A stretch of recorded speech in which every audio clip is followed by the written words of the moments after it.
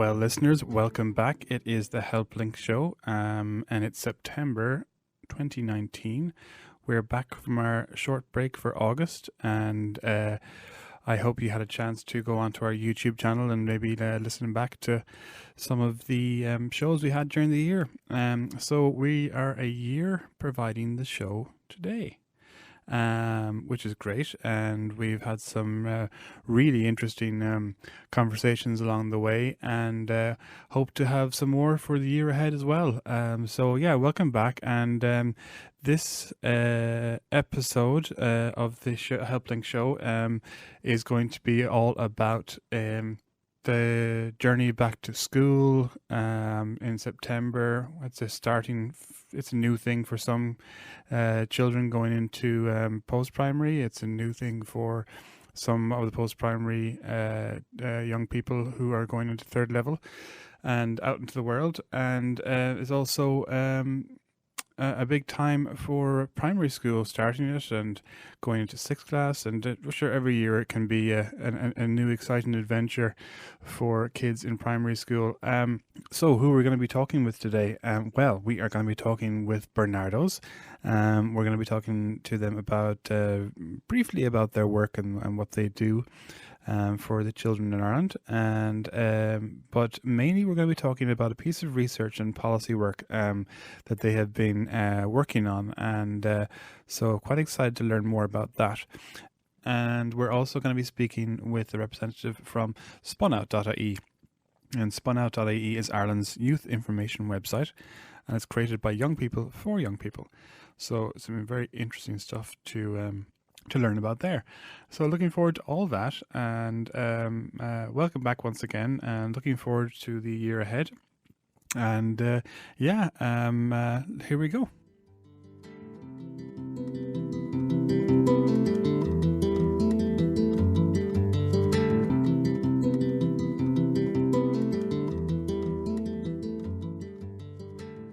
So now we have Naomi Feely, who is the Barnardos Policy Officer, on with us. Thanks, Naomi, for coming on. Thanks, Auckland. No problem at all. So can you tell me a little bit? Most people kind of would have heard of Barnardos and would have and know that they're associated with supporting children across the country. Can you tell me why was Barnardos set up, and kind of what is the kind of main work that you guys do? Yes, sure. So Barnardos is a children's charity, and we're one of the leading children's charity in Ireland. Our mission is to help transform children's lives through our services, support parents in challenged society where it fails children. Mm-hmm. Last year we worked with approximately 18,000 children and their families across Ireland. Wow. We have about 42 centres, and we do a variety of different pieces of work.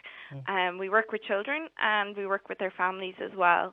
We also work in schools, right. And also across the community, collaboration with other partners. So some of the services we provide, we have a big part of our work is we provide a family support service. Mm-hmm.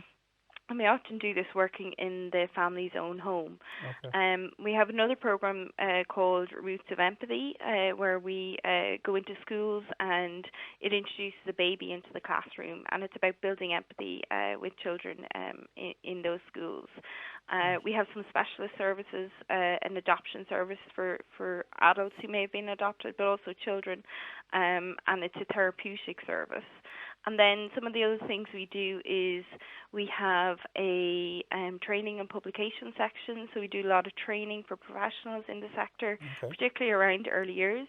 Right. And we have a wide range of publications for like both professionals, but also we have a really nice series called Parenting Positively. Okay. And it deals with some kind of more challenging issues that families might be going through, such as separation or maybe experience of domestic violence, different things like that. Nice. So we have quite a wide remit. Yeah. For my own role, I'm the organisation's policy officer. Yeah. So we also do some research and policy.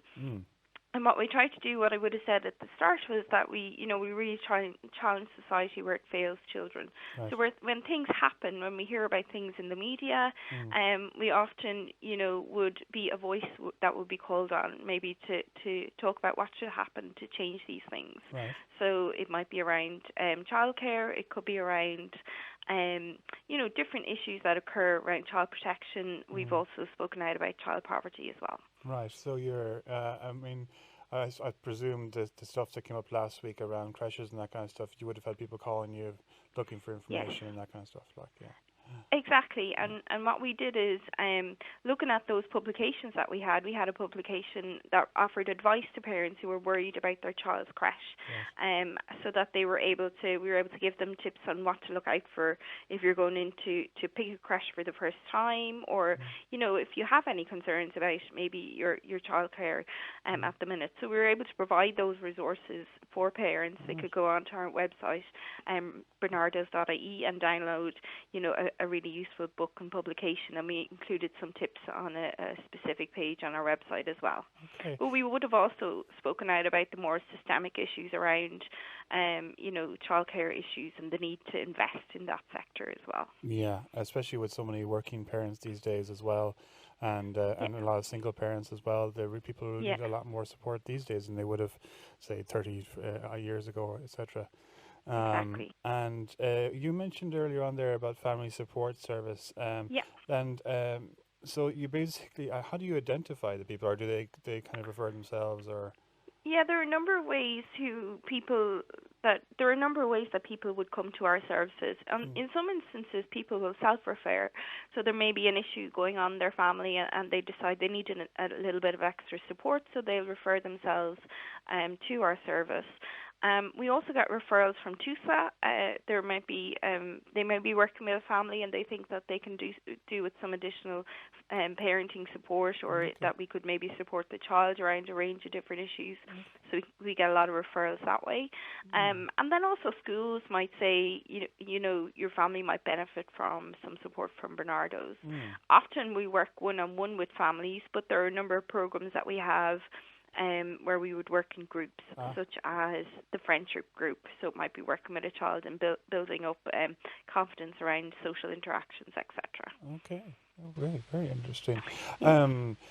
I think you recently opened up a Barnardos centre in Galway. One of our play therapists, Denise Gordon, is working with you as well up there. So that was great to have that. We also got a PA to house as well this year. So it's been a good year for Galway. That's great. When it comes to really support expansive. services. Exactly, yeah, it's great. So come here, you guys have been working on, a few of you I presume have been working on a recent survey. Do you want to tell us? Yes. That's right. So for the last 10 years, or over 10 years, in fact, we've been highlighting the cost of returning to school each year for parents across Ireland. So parents preparing their children to get, all those books and stationery items together, uniforms and shoes, and we've been doing a survey to find out what that cost actually is. Right. And what we found over the last 10 years is that parents are really, frustrated by the amount of money they have to pay out each year. And it's not just during the summertime getting ready for September, but throughout the year there are always those additional costs, maybe for school trips, etc. Yeah. But we just try to capture those summertime costs that parents are paying. Okay. And we carried out a survey in the first 2 weeks of July. It was an online survey, and we shared it amongst a number of our social media channels and with our supporters, and got people to fill out what the actual costs were. Right. So what we have found is the costs remain substantial for getting ready to go back to school. So I'll just give you a quick overview. We took 3 different classes: senior infants, 4th class, and for first year. So for senior infants, it costs €340, 4th class €380, and for first year students €735. Ouch. And the things that we were counting there were clothing and footwear, school books, stationery, classroom resources, and the voluntary contribution. So we're not even including transport costs there or lunches, and they're quite substantial figures. So we really find that, parents are really frustrated about this. And what we're really calling on the government to do is to realise that ambition and that right that we have in our constitution to education, and to introduce a free system of education. And the very first thing they can do is to make free books available to every child going to school in primary school. Right. Now that sounds like it could be very expensive, and I'm going to tell you the full amount is 20 million, which sounds it's quite a big amount of money, but actually when we look at the total amount available to the Department of Education, it's 0.2% of their overall budget. So that's quite small and minuscule, but it could have a really transformative impact on children. It would mean that. Sorry, is that physical books? Are you coupling that with technology? So I'll come to the technology bit in a minute, because I have an interesting finding on that. So the first thing we're thinking of is those physical books. Sure. So that every child will go to school with the same bag of books. And it would really begin to reduce that pressure on parents. But really what we need in subsequent budgets is to move towards a really true free education system. So really investing in schools. Yeah. So the issue of technology is quite interesting, and we ask parents this question each year. Does your child require, an iPad or a laptop for school? So 14% of respondents to our primary school survey said that their child needed a laptop or a tablet for school. So that's 14% is quite low. Yeah. And that's remained kind of consistent over the last number of years. Okay. In secondary schools, it's more frequent. 1/3 of secondary school parents told us that their child needed a tablet or a laptop, and that's up from 25% last year. So we're seeing a real shift in this direction at secondary school level. Yeah. In terms of school books, I suppose we're really focusing on primary school books at the moment. So that's our big ask for government, is that they would introduce free books for primary school children, so that we can really begin to tackle these costs of education. And what we found as well is that not just in our own survey, but there is there is real support for this, but across our sector, the community voluntary sector, other organisations are calling for the same. But also we had a recent report by the Joint Oireachtas Committee on Education and Skills. So that's a cross-party committee, and when they looked at the issue of school costs, one of their recommendations as well was to firstly increase the budget for the book rental schemes by 20 million, and to move towards a real system of free school books for all children in primary school. It comes into my head because I have a kid as well, and she's just going into 6th class now, and what I've often found is that actually the book companies in a lot of ways are part of the problem, because they keep, this is just my opinion of course, that because they keep bringing out inverted commas new editions every year. They've maybe put different pictures in it or that kind of stuff. They haven't really changed that much of the context of, say, a maths book. Well, maths is maths. It doesn't really change that much, and that kind of thing. And I think that possibly that is part of the cost for parents like myself. Anyway, is kind of like, well, why do I have to go?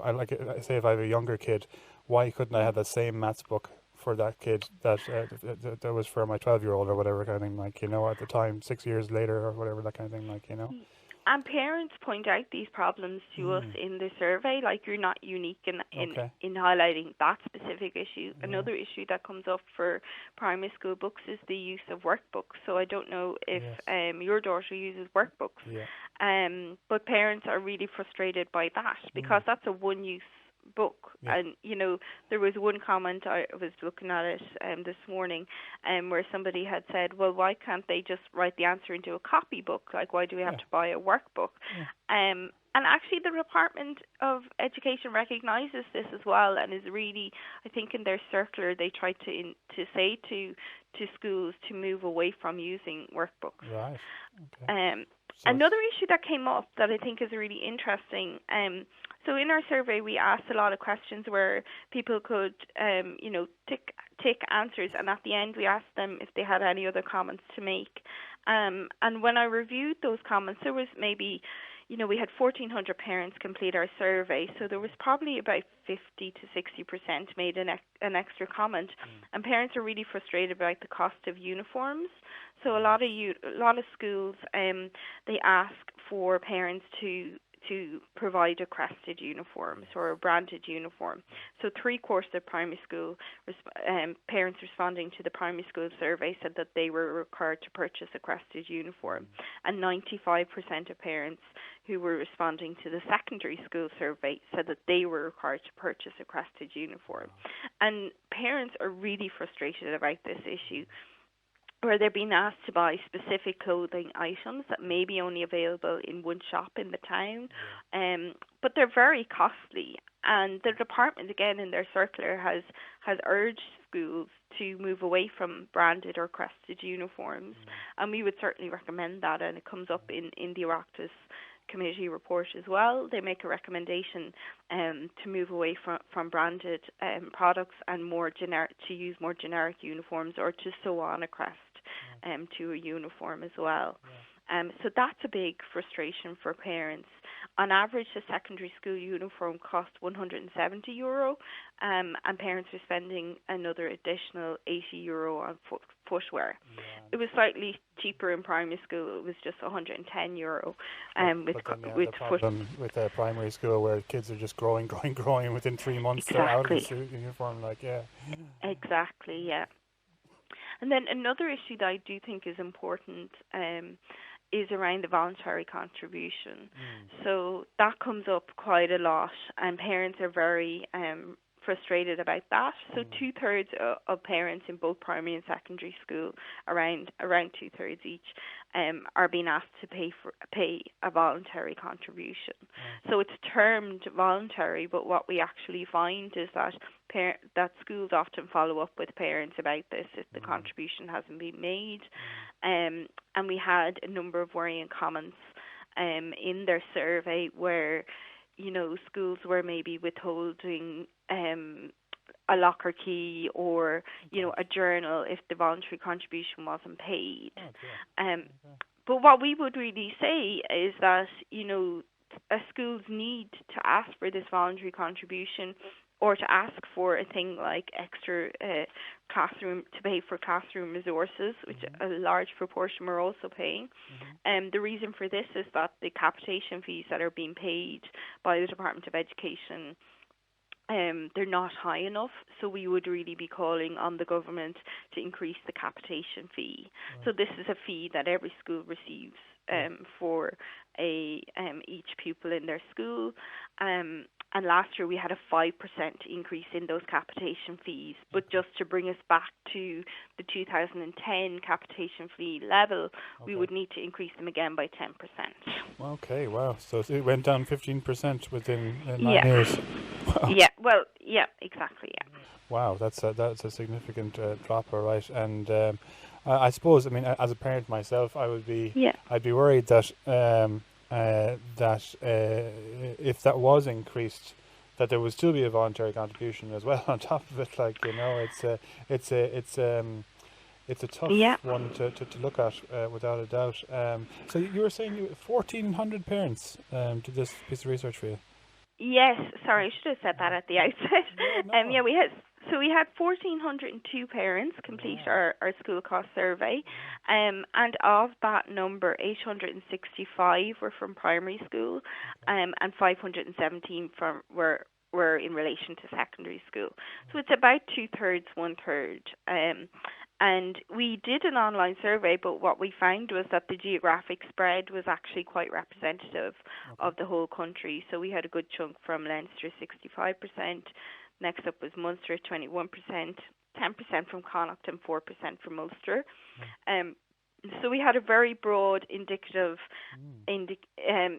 very broad representation of the national population. And was there, because also it's been in the news lately about private and public schools, was that part of the piece of research, or to note that? Or? Yeah, so we did ask, one thing we did ask was that we asked if people were attending a private school. We also asked if they were attending a deaf school. So 14% of parents responded to say that their child went to a deaf school. Right. So 86% were not attending a deaf school. And we had 1/5 of respondents say that their child went to a fee-paying school. But we didn't disaggregate the data based on either of those, because what we find is that, I suppose what we're really saying in Barnardos is that every child should have an equal opportunity to participate in education, and there should be equal funding. And we wanted to find out the costs across a broad spectrum of families across the country. So that piece of research now that you have collated, what happens to it next? So we published the research in August, so you may have seen some media attention around it at that time.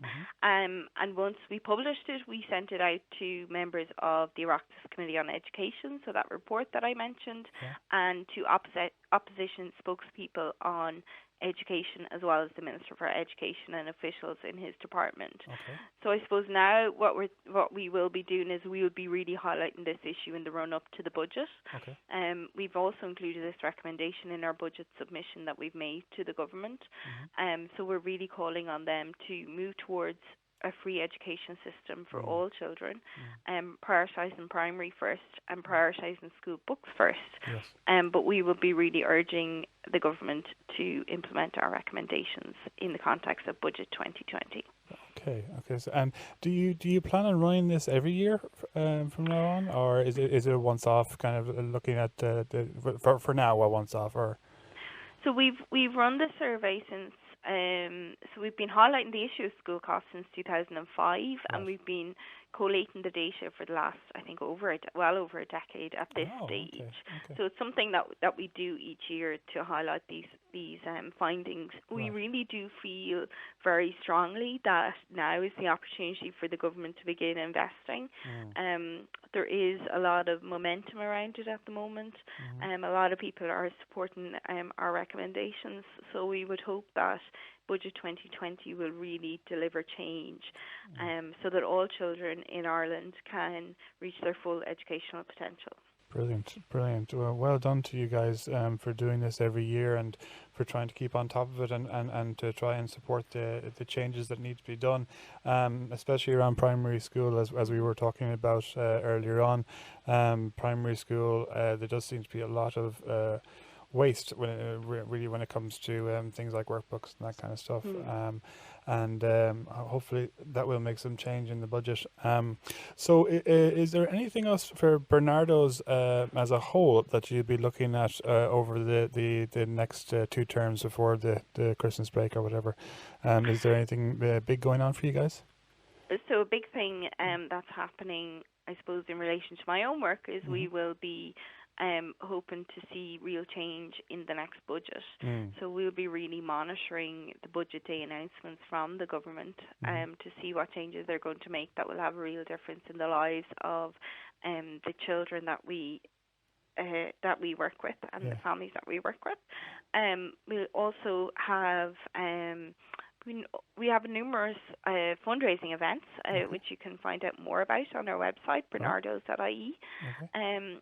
And they will be the main things. And we also have a very active social media presence. So if your listeners want to look on our social media channels. Okay, and so that's the usual Instagram, Twitter, Facebook. Exactly. Great stuff. And I've been on your website before. It's a very comprehensive website and lots of stuff there. So that's Barnardos.ie. That's correct. Lovely. Naomi, this has been really educational, and thank you for doing all the work you do. And thank you. Hopefully we will see some significant change, as you said, in this year's budget to bring us to where we should really be when it comes to children's education. Thanks again, Naomi. Appreciate that. Thanks a million, Lachlan. Talk to you again.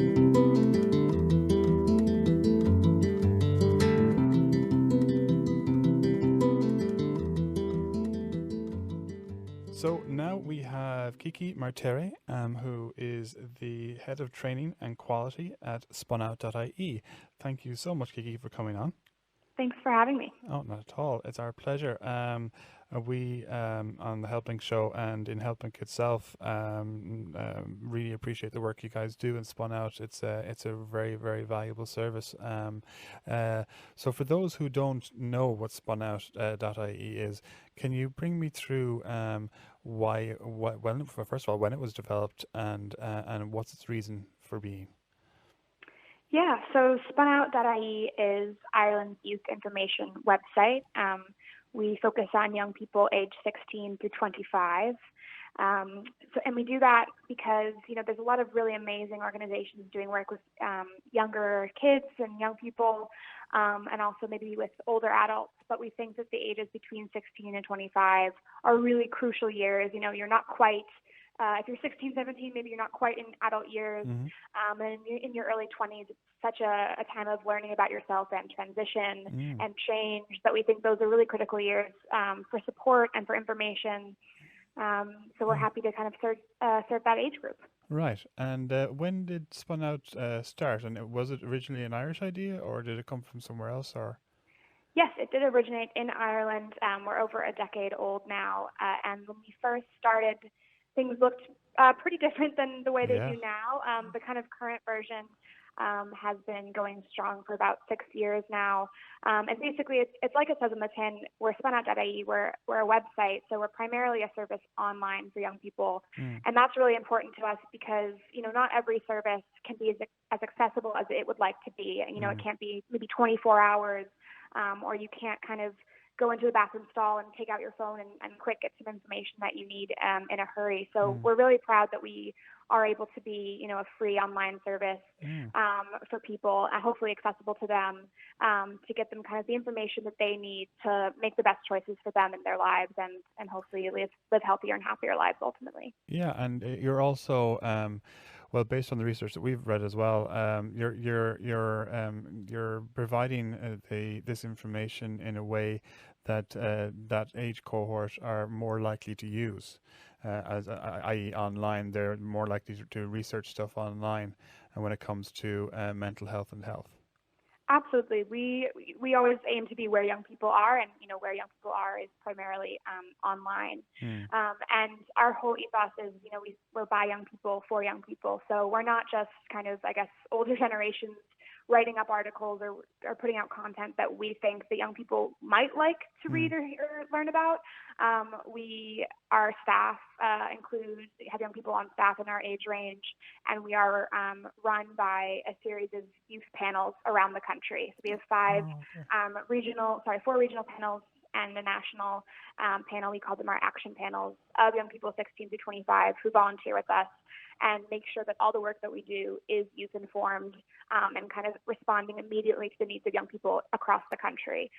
So they let us know what information they need, and we respond to those needs. And I think the site is really reflective of all of those diverse needs, because we have information on not just your mental health, your physical health, your sexual health, but also, your rights, politics, relationships,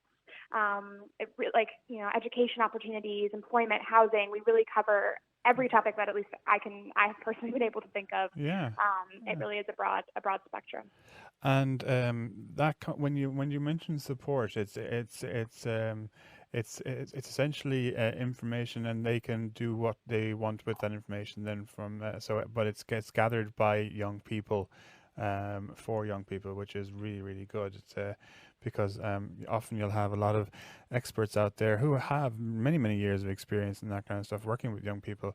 However, they wouldn't have the finger on the pulse beyond what is going on right now for young people. So, and you have a dynamic website to work with that. It's really good. Yeah, the site is kind of broken up into what I like to think of it as kind of 3 major components. So we have our sort of fact sheets, which is just the information that someone needs, fast and quick for them to access. And we really pride ourselves on being non-judgmental. So no part of our website is going to say, this is what you should do, or definitely don't do that. Okay. Especially when it comes to, something like drugs that maybe typically we've told young people, definitely always say no. This is the only right way to behave. Right. We just provide the information, the health effects, and we don't tell young people kind of what to do with the information. We just provide it with that non-judgmental approach. So more of like a harm reduction model rather than an authoritarian or whatever. Yeah. Yeah, absolutely. And the other two things is that young people also write articles and make content for the site. So they make videos, podcasts, or write written pieces all about their own lived experiences. So they might write a piece of advice, like an advice column, or just write about an experience they've had, or write an opinion piece. And those go up on our sites as well. So it really is a place for young people to kind of have their voice heard, and kind of get involved in public conversation. So it's not just the facts that we provide. We also are a space for young people to share what's going on for them, and also hopefully make other young people feel less alone, because, countless times a young person might write about sort of a traditionally stigmatized issue, like, they're going through self-harm or bereavement of a loved one, and they write about that, and then, we get thousands of other young people saying, I felt the exact same way, or I've been through something similar, and they can hopefully feel less alone in that. Yeah, exactly. You mentioned political stances and information about politics.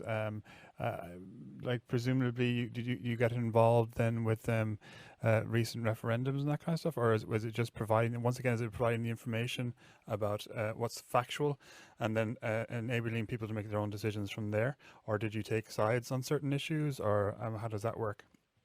Yeah, we kind of take it on a case-by-case basis. So with the recent local elections, we wrote a bunch of really interesting fact sheets on candidates under 30 who were running, and candidates across all different parties. So just young people that were getting involved in politics, because we thought that was, really inspirational for other young people to learn about. And we posted loads of those up, and people loved them. And we had so many young people saying, it was the first time that they had gone out to vote in their local elections, and they felt like they really were excited to support young candidates. So that was a really exciting, non-party specific thing that we were definitely involved in. Yeah. And then in past referendums, we kind of leave it up to our action panels to vote and decide how they think whether we should take a stance as an organization on a particular referenda, or if we should not. And we were very happy to come out in support of Youth for Yes, the Youth for Yes campaign last year, support to repeal the Eighth Amendment. And our action panels voted for us to take a stand on that, and we were really delighted to be involved with that campaign, and obviously to have a successful end to that as well. Yeah, exactly. Fascinating stuff. And then besides information, do you actually provide service provision beyond the information, or like is there like youth services? Like, do you get involved with Feroiga, or do you partner with other organizations to do initiatives and that kind of thing? We do. We love partnering with some of the other amazing organizations and youth organizations in the sector. Besides from our online services, we do offer other sorts of services. So we have obviously a huge volunteer program.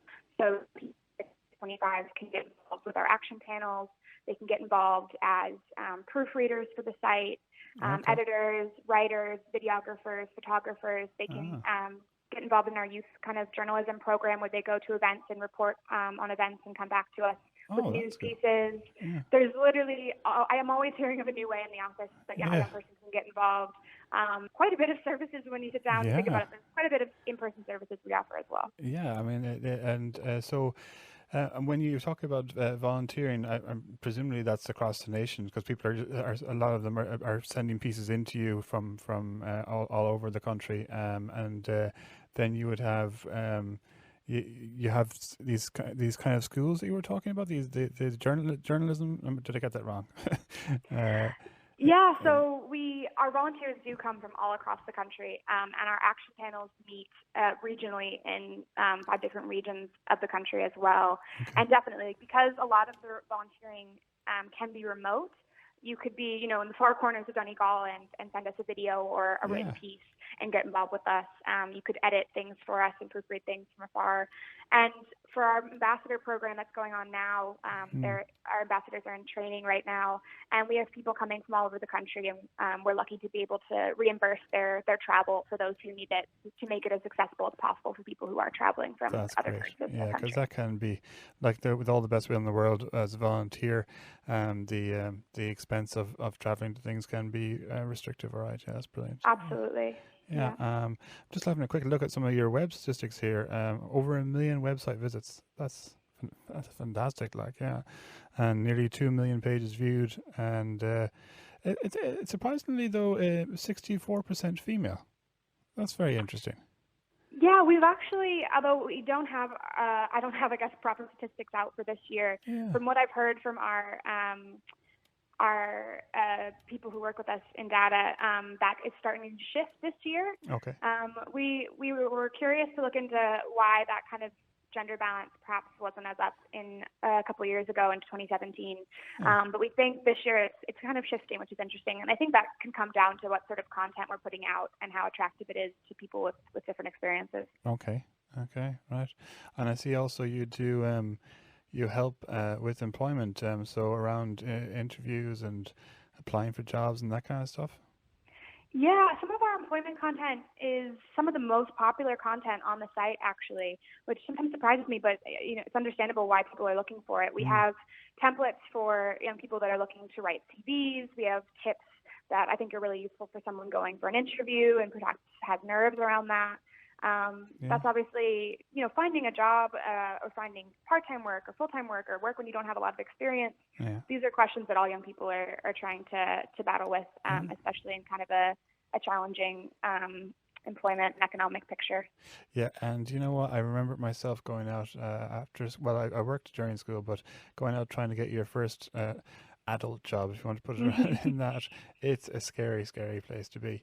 And it so really is. things like this can be very, very helpful. There's so much actually on the website that I will be sending it on to my own little daughter and when she gets of age. And then you have the pieces about, as you were saying, education there, and that is some helpful hints on kind of and information around finance and studying and that kind of thing. Yeah, there truly is no topic I feel like we haven't covered in one shape or form. And as well, another really useful part of the website is if you go to our homepage, there's a Find Help button on the top right-hand corner. It's red. And if you click that, it sort of takes you to a database where you can put where you are in the country, say Sligo, what sort of service you're looking for. Maybe you're looking for a sexual health clinic, and they'll give you what services are available in that topic in that area. Okay. So it can kind of serve as a service directory as well. And we know that's useful for young people, but it's also really useful for someone trying to help another young person, maybe like a parent or a youth worker that doesn't, remember the exact number or exact website for a certain service, but they can look it up with us. So sure, exactly. I'm just having a quick look at those. There are all the usual suspects are there, PA to House, etc. Suicide to Survive, and I think we're actually there ourselves. Helplink, of course, yeah. That's from the online work that we do nationwide, yeah. You've got some great supporters there as well, from the HSE to the Department of Rural and Community Development, and so you guys are going strong. And do you have part of this, as this show is based in September, we're talking about going back to school, and for your youth people, we're talking about exam time coming up. We're talking about transition year. We're talking about the transition from post-primary into third level or to PLCs or out into the jobs market. So is there anything going on in September from your guys' perspective that people should come to your website about to help with that kind of that transition and that going back to school? Absolutely. I mean, going back to school is a really stressful time for everyone, no matter what kind of specific things they might have going on. And there's all sorts of advice that we might give generally or specifically to people. The trouble is, I think actually there's been a lot of really great initiatives from lots of different organizations to promote, positive mental health habits and all the rest of it. And I think at least I feel like I'm getting to a point with young people where they've definitely heard of some of the things that I'm going to bring up before, but they maybe don't believe in their ability to actually help them. Okay. Like they've heard maybe about breathing exercises, that they've heard maybe about certain sleep habits, but they're not, and they know that it's kind of a good thing to do, but they're not really on board with actually applying them, or they've kind of tried and they're not able to make it stick. So I always kind of like to preface that even though I say things that maybe sound like obvious things, really people, if they gave it a shot, they might be surprised with some of the tips that could help them. But definitely going back to the school year, having a routine set up for yourself can be so helpful. Okay. What do you mean by that? Yeah, I mean, obviously, I guess if you're going back to school, you have certain class times and a certain routine, but having a routine in the morning, having a routine of what you do in the evenings and how you wind down before bed can be really important, because when your mind kind of knows exactly what your routine is, a lot of the other stress can kind of fall away, and okay, I'm going to work on my homework from 5 to 7, and then I'm going to take a shower at 7 to 8, or whatever your routine is. Whatever works for you, have that down, and it can give you a lot of freedom and flexibility to kind of work within that. And as well, like if you have a routine, you would also want to make breaks and relaxation part of your routine as well. So we don't just want to get to a point where we're going, getting totally burnt out, never taking any breaks. Have breaks and relaxation and like fun stuff built into your routine as well. And then beyond that, like there's just the 3 pillars of nutrition, sleep, and activity, like that really is the bedrock of health and like managing stress. If you have nutritious foods in your diet that are kind of fueling your brain and your body for the day, it's going to improve every part of your day. If you are really making time for sleep, and no one likes hearing that, making time for 7 to 9 hours of sleep. If you do that and you have a good routine around your sleep schedule, that can make a huge impact on your mood and your energy and everything. And if you work some sort of activity into your day, and that looks different for everyone. Everyone has a different sort of ability when it comes to exercise and body movement and everything else. But if you work some sort of physical activity or physical stress relief into your day, you're just going to see huge improvements with your mood and how you're going to be able to cope with stress. Because a lot of the stress that we feel, it's emotion, but we feel it in our bodies. Our bodies are kind of tensing up and our muscles are tensing up, and it's a real physical experience of stress for us. And if our bodies don't have a way of trying to release that stress and get some of that stress purged out of our bodies, it can just build up over time and make it really painful and difficult for us. Okay, so take down the noodles and the beans and replace it with a bit of salad for a start, and that might help. So I mean, we talk a lot about we talk a lot in the media and that kind of stuff about leaving cert and the stress involved around that and that kind of stuff. But I can only imagine that first year college can be almost more stressful than that, because at the end of the day you've been kind of prescribed how to act and what you need to learn in post-primary, but then once you're in college, it's like, here you go, here's a schedule, but it's up to you, and oftentimes people moving away and moving out for the first time. Would you have any tips or information that for people that's just starting college, maybe that they've moved from their own city to another one, and that kind of thing?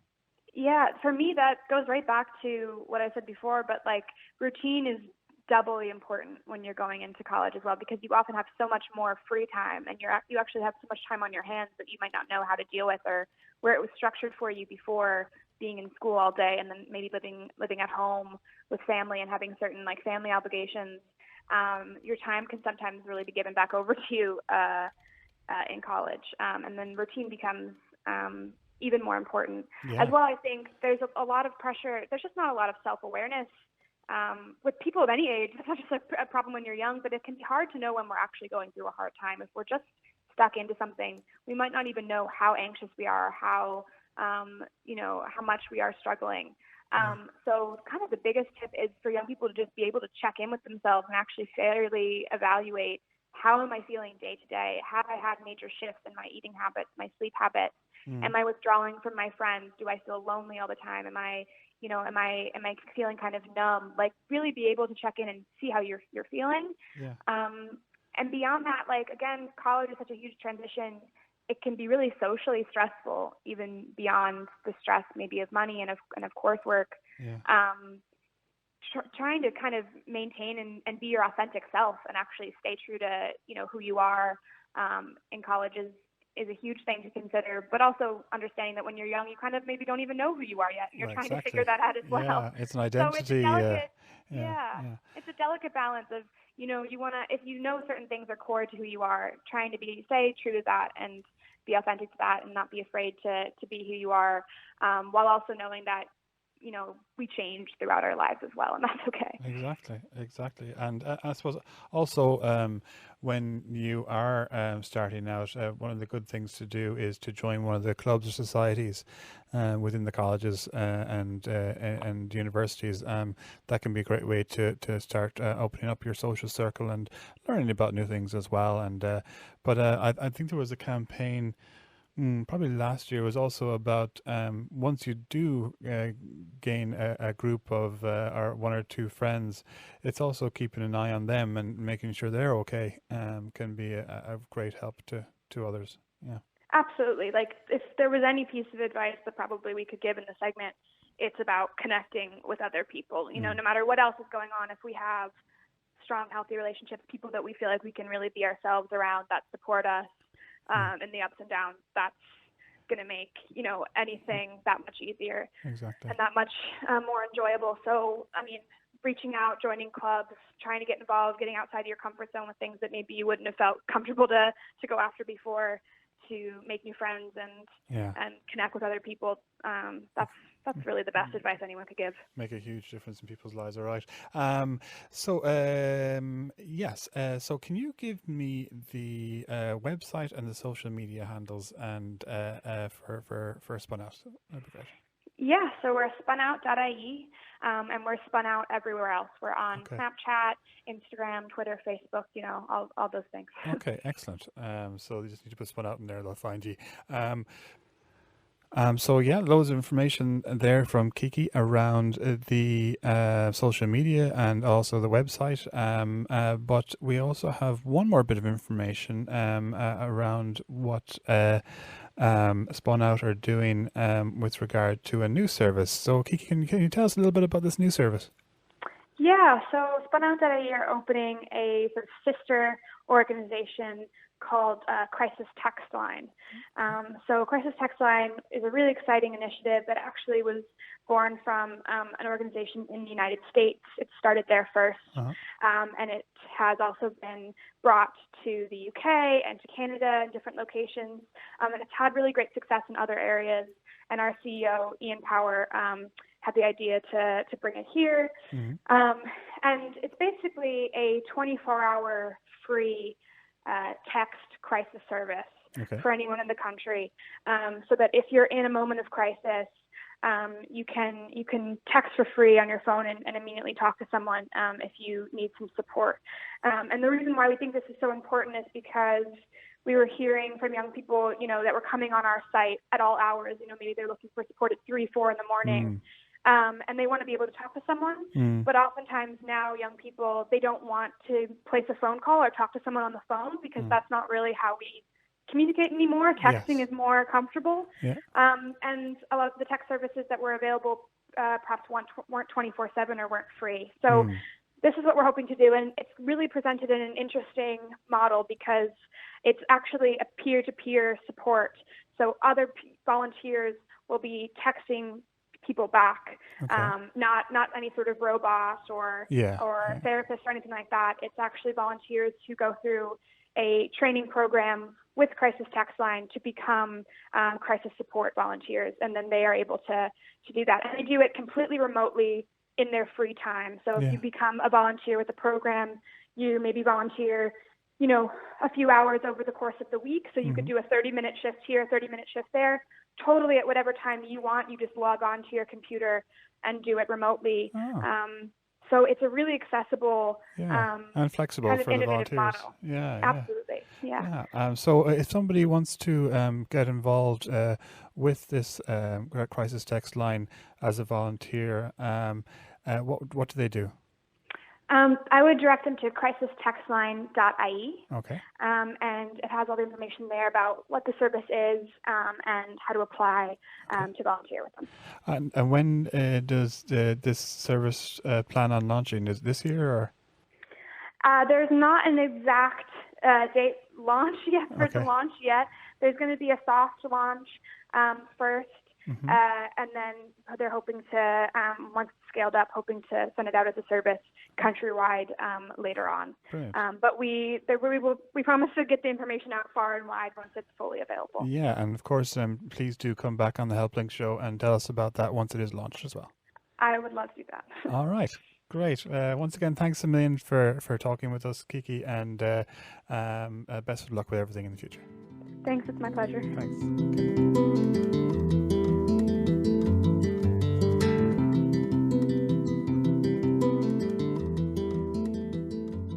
Well, that was Kiki from SpunOut.ie, and really great stuff to learn about their website, their youth information website they have there, and lots of info there for young people and for anybody that's interested in supporting or caring for youth around Ireland. And we also had Naomi Feely, who is the policy officer for Barnardos, and that was really fascinating what there was going on there. And so thank you to them both. And that is pretty much the end of the show for September 2019. And looking forward to talking with some other organizations and people for the October show. And thanks very much for listening.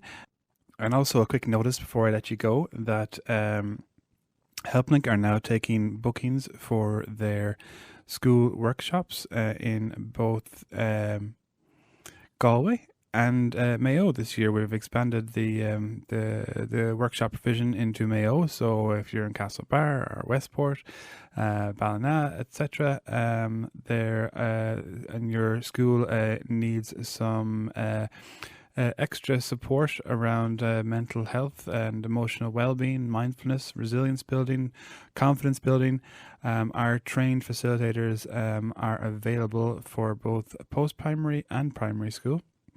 The primary school workshop is called The Voyage, and it's for 6th class students, and it's all about the transition from primary into secondary, or post-primary as they call it these days. So really good workshops. They've been providing them for the past couple of years to over 1,000 students, and so they're available across Galway city and county, and they're also available in Mayo, as I said. This year, we'll also have them available in certain areas of Dublin as well. We